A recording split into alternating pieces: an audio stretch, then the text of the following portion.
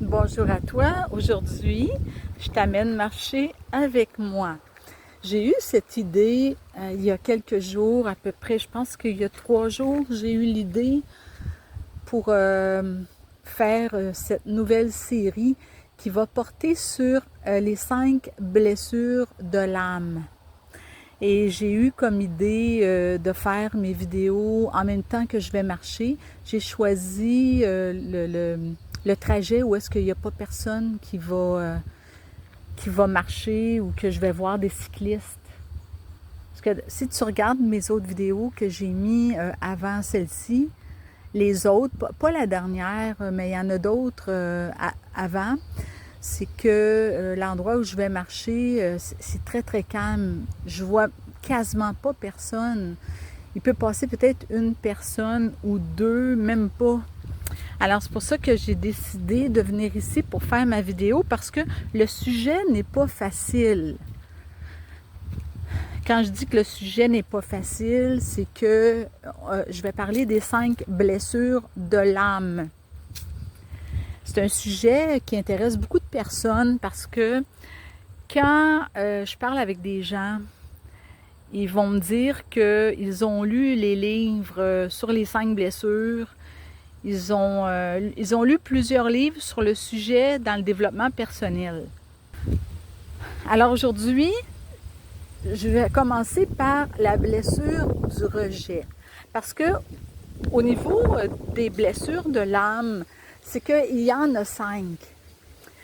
Il y a la blessure de rejet, la blessure d'abandon, la blessure de trahison, la blessure d'humiliation, la blessure d'injustice. Chaque blessure va avoir un masque. Ça veut dire que si toi, tu as vécu la blessure du rejet, tu vas porter un masque pour te protéger. Ainsi de suite pour les autres blessures. Si tu as vécu la blessure d'abandon, il va y avoir un masque aussi avec la blessure d'abandon.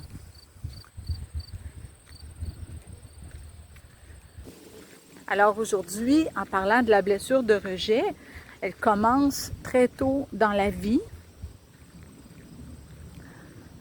Tu as dû justement le vivre comme tout le monde. On vit cette blessure-là. Juste à penser à l'école, quand, mettons, tu étais plus jeune.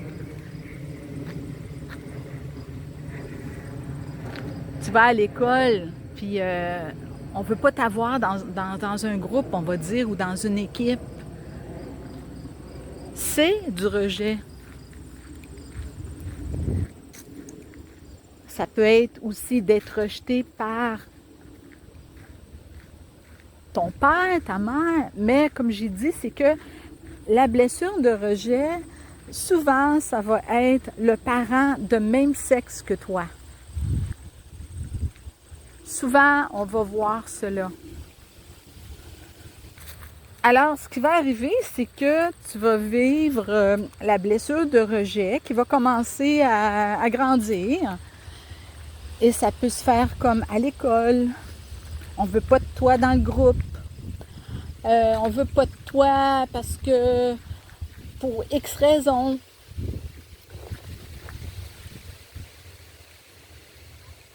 Là, tu grandis. Ensuite, ça peut être le parent aussi qui te rejette pour X raisons.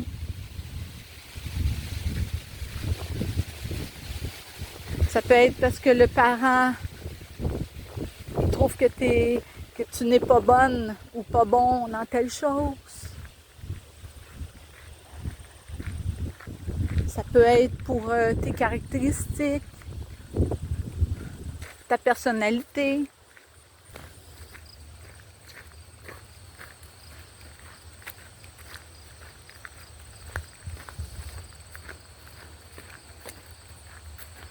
Donc, la blessure de rejet, c'est que elle peut se vivre sous plusieurs formes.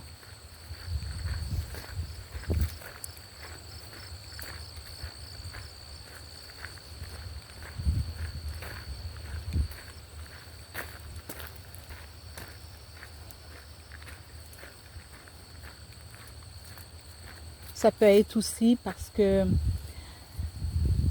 je vais donner un exemple.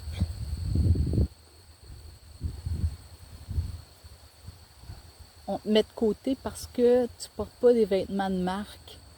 Ça arrive, ça. Moi, je me souviens, quand j'étais adolescente,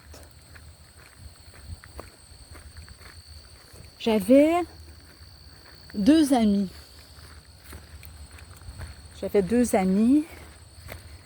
Il y en avait une que ça faisait longtemps qu'on était amis. Et puis elle s'achetait des vêtements de marque. Des marques comme Chanel, Christian Dior, Calvin Klein, Guess, Gucci, Ralph Lauren. Je dis pas que c'est mal de porter des vêtements de marque. Non. C'est beau, il y a des beaux vêtements de marque. J'en ai déjà porté même. Il y a des beaux vêtements. Et là, moi, j'étais adolescente et je me souviens, je n'avais pas les moyens financiers pour m'acheter des vêtements de marque. Alors, ce qui s'est passé, c'est que mes deux amis étaient toujours ensemble pour aller acheter des vêtements de marque. Et donc, elles ne me demandaient pas d'aller avec elles. Et à un moment donné, ce qui s'est passé, c'est que j'ai vécu comme un rejet. Un rejet parce que moi, je ne peux pas me permettre les mêmes choses qu'elles. Donc, c'est un exemple que je donne. C'est un exemple que je donne. Ce n'est pas que les vêtements de marque, qu'on n'a pas le droit de s'habiller avec des vêtements de marque.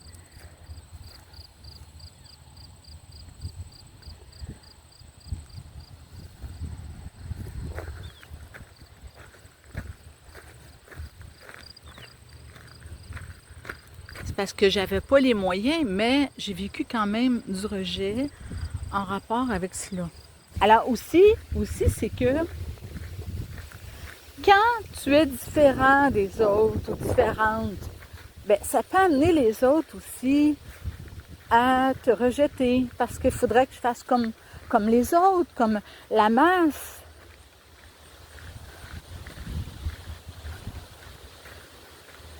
Si je fais de quoi de différent, ben là, les autres, ils vont voir que c'est pas comme eux. Alors, je pourrais risquer de me faire rejeter. Alors, à force de vivre cette force, pas cette force, mais cette forme de rejet, bien, ce qui arrive, c'est que, à un moment donné, ça peut t'amener à fuir les relations. Ben oui, parce que à chaque fois que tu vas approcher des personnes, tu t'exposes. Tu t'exposes ici. OK. Tu t'exposes au rejet. Tu t'exposes que si ta façon de penser, on va dire, si toi tu penses différemment, si tu vois les choses différemment des autres, bien là tu peux t'exposer à une forme de rejet parce que c'est pas comme la masse. La masse. Parce que toi, tu amènes quelque chose de différent, on va dire. Alors, c'est ça qui arrive, c'est qu'à un moment donné, tu n'oseras pas montrer ta différence par peur du rejet. Parce que tu ne fais pas comme les autres. Tes idées sont différentes.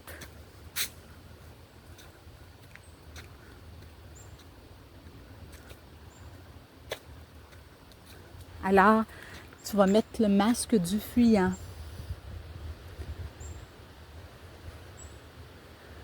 Pour ne pas t'exposer à la blessure du rejet.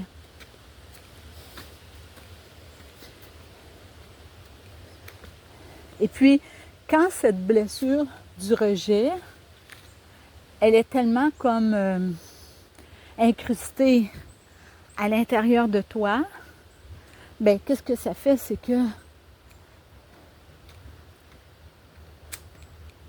ça va jouer sur ton estime de toi, ça va jouer sur la confiance en toi.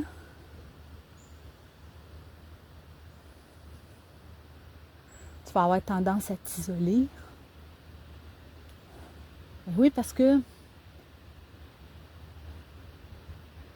tu n'oseras pas aller vers les autres pour ne pas réouvrir cette blessure de rejet. Ça va t'amener à t'isoler. Et tu vas te dire, ben à quoi bon? À quoi bon?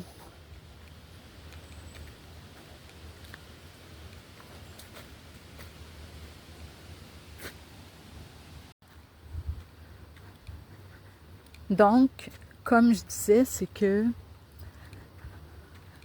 la blessure de rejet, ce qui va arriver, c'est qu'à force de vivre cette blessure de rejet, ben, à un moment donné, ça va miner ton estime de toi, la confiance en toi. Tu vas te dire, je suis nulle ou à quoi bon, ou je suis pas capable. Je suis pas capable de faire telle chose, ou je l'ai pas. J'ai peur de déranger. Et là, tu voudras pas prendre ta place ou qu'on te remarque, qu'on te voit, alors tu vas t'effacer. C'est ça qui va arriver, tu vas t'effacer. Parce qu'étant donné que tu as vécu la blessure de rejet, tu l'as vécu souvent, alors tu auras tendance à t'effacer et tu n'oseras pas passer à l'action dans quelque chose parce que tu te dis, ben, je ne l'aurai pas. Parce que aussi, c'est la question que c'est la peur de revivre le rejet. La peur de revivre le rejet.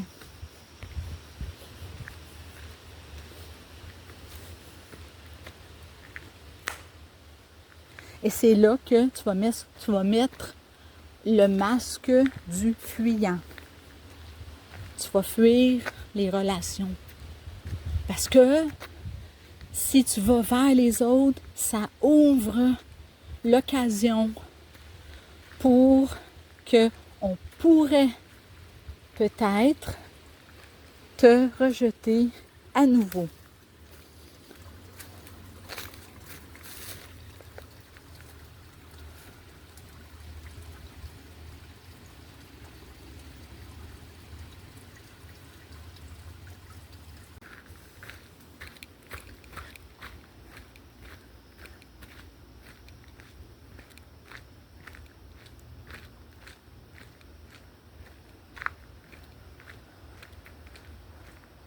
Donc, comme je disais, c'est que la blessure de rejet va t'amener à mettre le masque du fuyant.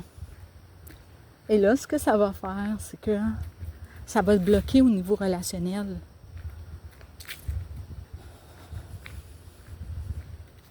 Oui, ça va te bloquer au niveau relationnel. Parce que il va y avoir la peur de revivre le rejet.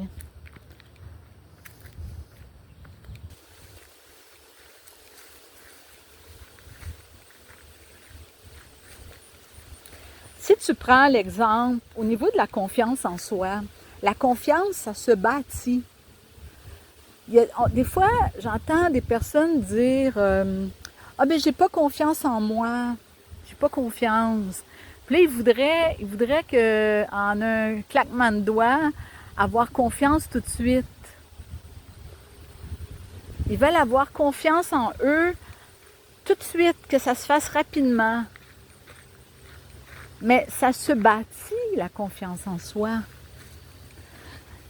C'est comme l'image de quand tu étais petit ou petite, souviens-toi de l'image quand tu apprenais à conduire ton vélo. Et là, il y avait les deux petits trous sur chaque côté.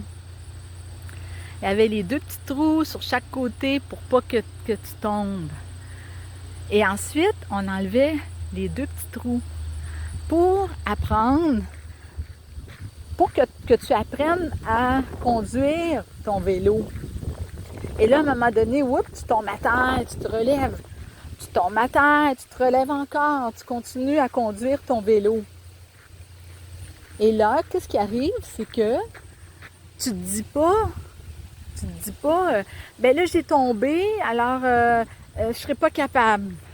Puisque j'ai tombé à terre, ben, je serai pas capable. Non, je serai jamais capable de conduire mon vélo.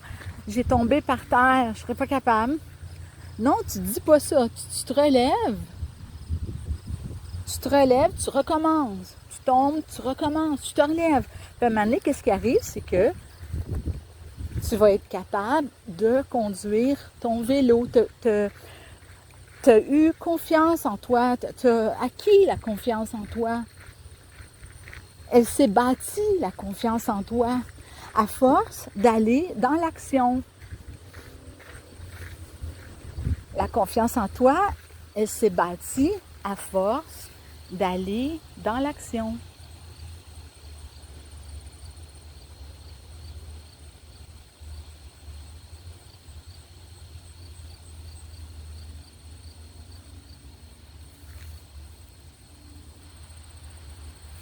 C'est en agissant, en allant dans l'action, tu vas bâtir ta confiance. C'est comme ça, c'est en bougeant. C'est pas en attendant. Pareil comme les petits enfants, ils se relèvent. Ils tombent, ils se relèvent. Et après, il est capable de conduire son vélo.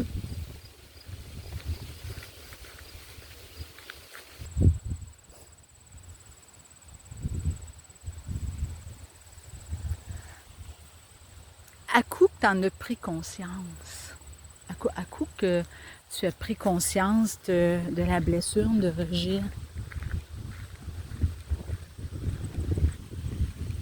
que c'est celle-ci que tu as plus de difficultés et que ça t'amène à t'isoler des autres, à t'effacer.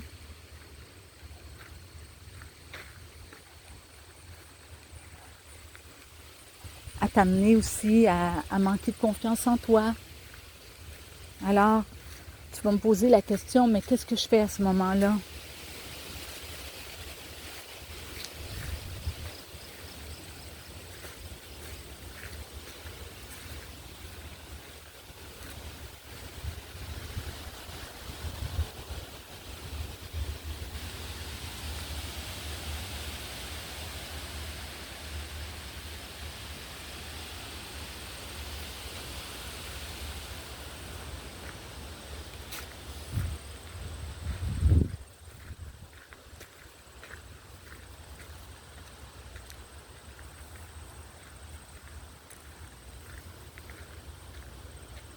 Là, ça va être de passer à l'action.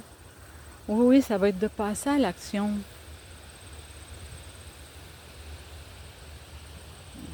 Ça va être de passer à l'action. Admettons que toi, tu me dis, oui, c'est la blessure de rejet qui me fait le plus souffrir. Alors, ça va être de passer à l'action petit peu par petit peu. Ce que je veux dire,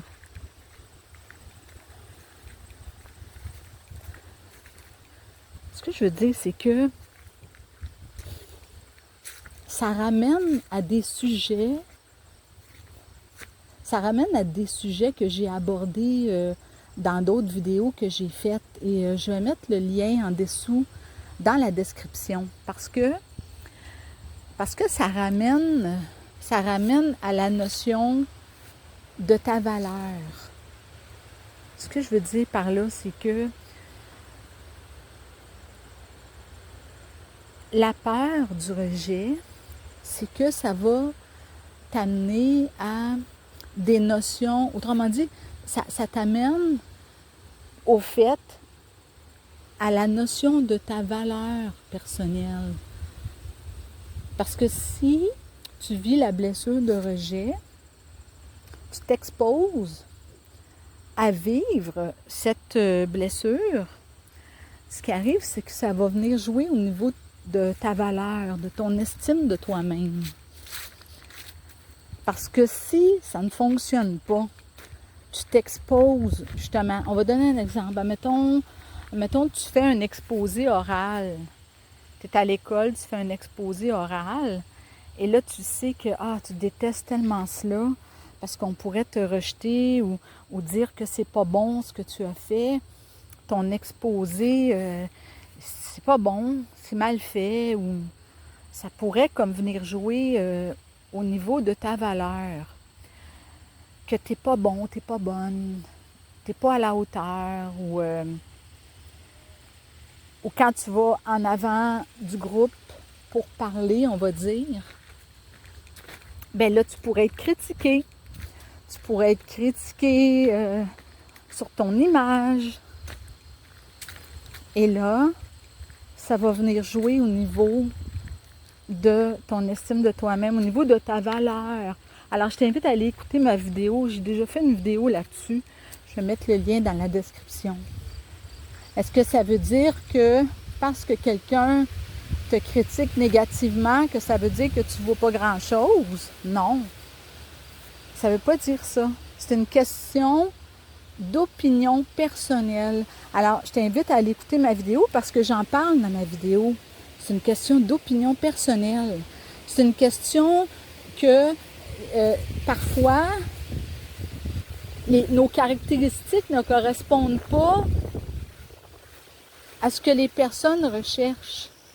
C'est que mes caractéristiques de mon tempérament, les caractéristiques de mon tempérament ne correspondent pas à ce que quelqu'un va rechercher. Alors, c'est une question d'opinion personnelle parce que tu as d'autres personnes que ça va correspondre, qui vont aimer mes caractéristiques, mais qu'il y en a d'autres, non. Alors, est-ce que ça veut dire que je ne vaux pas grand-chose? Non. Alors, je t'invite à aller écouter ma vidéo sur le sujet. Je vais mettre le lien dans la description.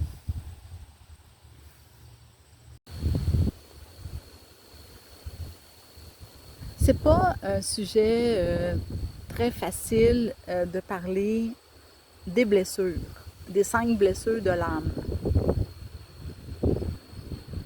C'est pas un sujet qui est facile parce que ça va te ramener à toi-même.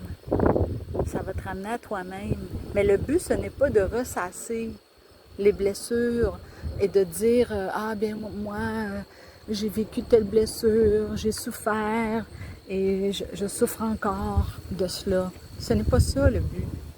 Le but, c'est d'en prendre conscience. Et qu'est-ce que tu en fais? À coup que tu as pris conscience que tu vivais telle blessure à l'intérieur de toi et qu'aujourd'hui, même si tu l'as vécu étant enfant, qu'aujourd'hui, tu la revis encore, cette blessure. Ben, je l'ai dit tantôt, quand j'ai dit, on les a toutes, les 5 blessures, mais il y en a 2, mais surtout une qui est prédominante et en a une deuxième. Bon, on les vit toutes, les 5 blessures. C'est que, admettons, OK, aujourd'hui, tu en es conscient ou consciente. Tu dis, oui, moi c'est la blessure de rejet. On va dire que tu me dis cela. Tu en es conscient, consciente. Regarde aujourd'hui, étant donné, là, tu en prends conscience, comment aujourd'hui ça se... Comment je pourrais dire ça? Comment ça se matérialise, oui. Comment ça se matérialise aujourd'hui dans ta vie? Regarde, regarde, est-ce que ça t'empêche d'aller vers les autres? Est-ce que ça t'empêche aussi de créer quelque chose? Parce que tu dis que tu l'as pas, que tu n'es pas bon, que tu n'es pas bonne, que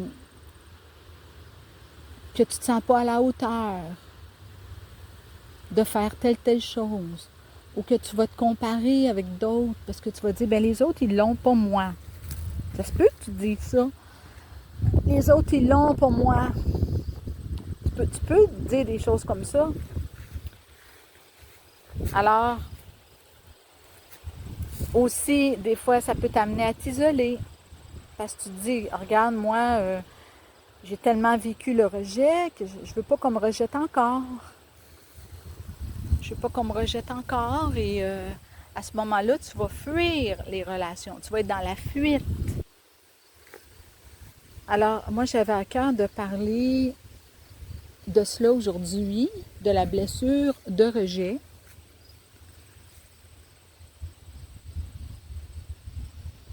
Et comment t'amener à la dépasser. Parce que bien sûr, à un moment donné, ça ne veut pas dire que parce que tu es plus conscient ou consciente de la blessure de rejet et qu'à un moment donné, tu vas dans l'action pour faire face au rejet, que ça veut dire que tu ne vivras plus de rejet. Mais c'est que ça n'aura plus le même impact qu'avant. Qu'est-ce que je veux dire par là? C'est que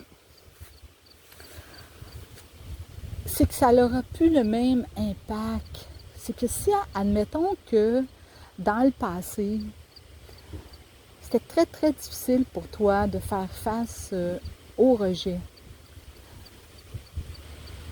bien, ça ne veut pas dire que ça va être encore comme cela.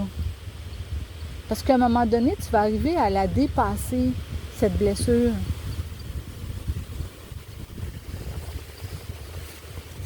Ça ne te fera plus souffrir comme avant. C'est ça que je veux dire. Tu vas l'avoir comme dépassé. Il va arriver des événements où on peut continuer encore à te rejeter. Mais ça n'aurait plus le même impact que comme dans le passé. C'est ça que je veux dire.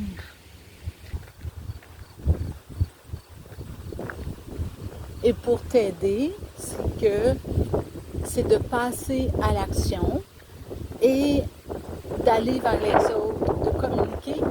Ça peut être de commencer par des petites choses. Ça peut être de commencer par téléphoner à quelqu'un.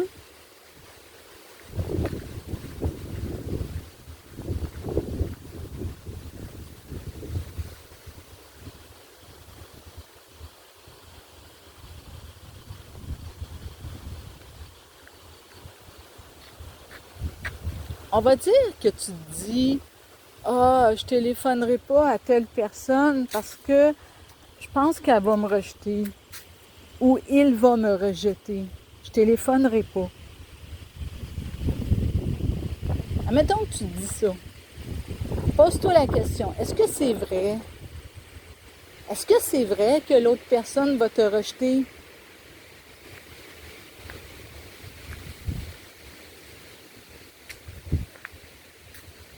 On ne peut pas le savoir. On ne peut pas le savoir. Donc, c'est douteux. J'ai fait une vidéo à un moment donné là-dessus, vrai, faux ou douteux. Alors, c'est douteux, on peut pas le confirmer. Mais tant que tu ne bougeras pas, tu ne le sauras pas. C'est de commencer par des petites choses.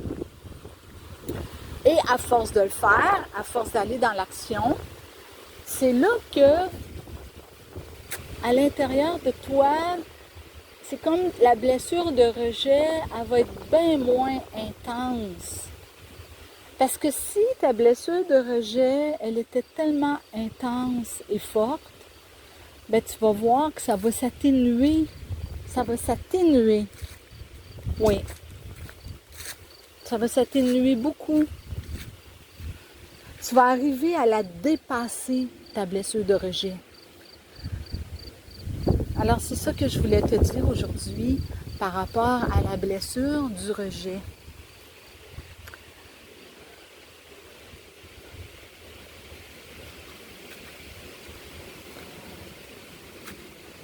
Et dans la prochaine vidéo, je vais parler de la blessure d'abandon. Alors, reviens marcher avec moi.